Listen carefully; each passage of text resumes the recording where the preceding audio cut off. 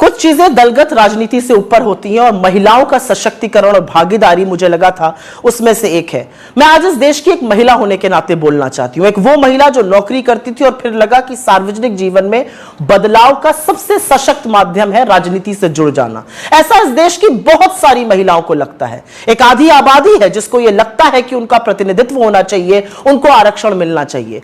तो जब मोदी सरकार ने विमेंस रिजर्वेशन बिल की, महिला आरक्षण की बात की, तो हम प्रफुल्लित हो उठे। हमें लगा चलो जो काम हमने शुरू किया था, जिसकी ओरिजिनल शिल्पकार यूपीए की सरकार श्रीमती सोनिया गांधी थी, हमने राज्यसभा में बिल पारित कराया था, अब वो क्रियान्वित होगा।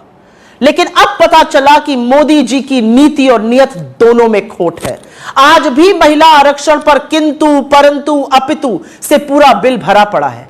आज भी यह जुमला इसलिए दिया गया क्योंकि अपनी आगामी हार साफ दिख रही है और मोदी जी के स्कोर कार्ड पर नील बटा सन्नाटा है। तो महिलाओं को एक जुमला दे दिया गया महिला आरक्षण का, लेकिन असलियत इस बिल में साफ हो गई, क्योंकि यह बिल साफ तौर से कहता है कि महिला आरक्षण तभी होगा जब पहले जनगणना होगी, फिर डिलिमिटेशन होगा और उसके बाद महिला आरक्षण क्रियान्वित होगा। मतलब 2029 से पहले महिला आरक्षण संभव ही नहीं है। जिन लोगों को लग रहा था कि 2024 में 10 साल सत्ता चलाने के बाद मोदी जी एक काम तो अच्छा कर जाएंगे, उनको भी ठग लिया मोदी जी ने। आज इस देश की महिलाएं अपने आप को ठगा महसूस कर रही हैं, क्योंकि डिलिमिटेशन, जनगणना होते होते 2029 तक ही यह संभव हो पाएगा।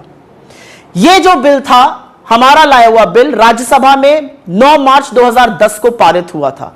अगर आपकी नीति और नियत साफ होती तो आप उसी बिल को लोकसभा में लाते, बिना कंडीशन के उसको पास कराते और महिला आरक्षण एक रियलिटी बनता। लेकिन असलियत यह है कि आपने महिला आरक्षण के नाम पर भी देश की आधी आबादी को एक जुमला थमा दिया।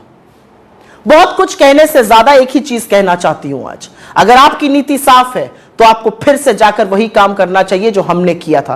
किंतु परंतु अपितु हटाइए, महिलाओं के सशक्तिकरण की बात कीजिए। जो दूरदर्शिता राजीव गांधी जी ने दिखाई, आज उसका परिणाम है कि 30 लाख से ज्यादा निर्वाचित लोकल बॉडी इलेक्शंस में 10 लाख से ऊपर महिलाएं हैं।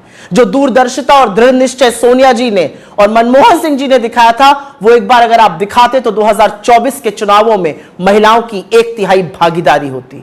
लेकिन अब जो आपने किया है वो एक इवेंट था, वो जुमला था, आपको नए सदन में जाना था, एक बड़ा इवेंट करना था और बड़े इवेंट को करने के बाद निकला क्या? खोदा पहाड़ और निकली चूहिया।